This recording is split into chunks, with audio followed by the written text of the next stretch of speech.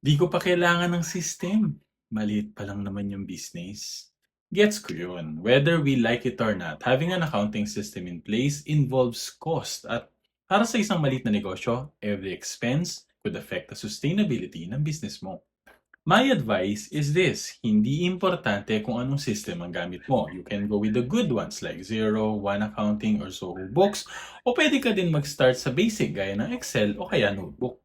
Ang importante, meron kang sistema to monitor your finances at ginagamit mo yung sistema na yon consistently. Ngayon, kung napapansin mong wala ng proper monitoring sa finances ng negosyo mo, sabog-sabog yung info, hindi ka consistent na nakakapag-bookkeep, you need to recognize the fact na as a business owner, obligasyon mong ayusin yan the soon as possible.